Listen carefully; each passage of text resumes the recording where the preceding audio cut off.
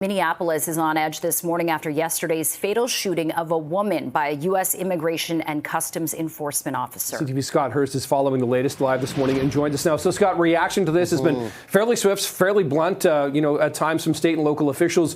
What are they saying this morning?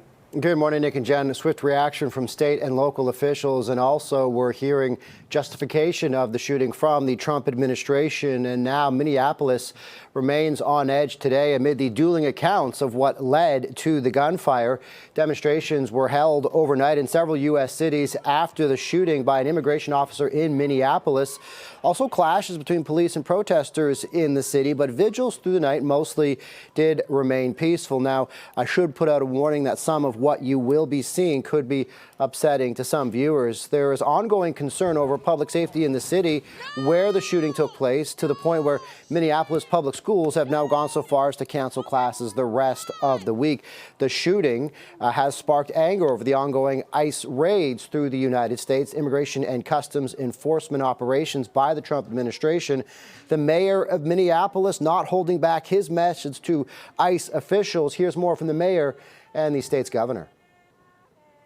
I have a message for ICE. To ICE, get the out of Minneapolis. We do not want you here. Your stated reason for being in this city is to create some kind of safety, and you are doing exactly the opposite. What we're seeing is the consequences of governance designed to generate fear, headlines, and conflict.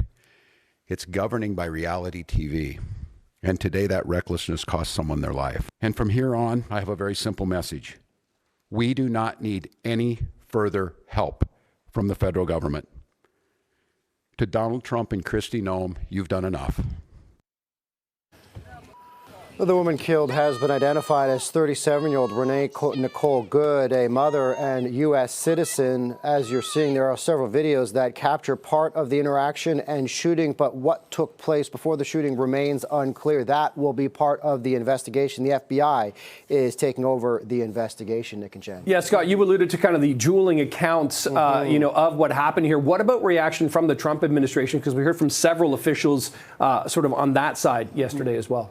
Trump officials are immediately defending the actions of the ICE operation, saying the immigration officer was justified. The Department of Homeland Security Secretary Kristi Noem saying that the ICE operation was in the city executing an immigration crackdown when a woman, she says, weaponized her vehicle to attack officers. Noem called the incident a, quote, act of domestic terrorism against ICE officers, saying the driver attempted to run them over and ram them with her vehicle, and that officers acted quickly and defensively. That's from Kristi Noem. The U.S. President Donald Trump also taking to social media to defend the ICE operation in the city and the actions of officers involved. Now, the Department of Homeland Security has deployed more than 2,000 officers into the area in what it says is its largest immigration enforcement operation yet, guys. Okay, that is CTV's Scott Hurst joining us live this morning. Thank you, Scott.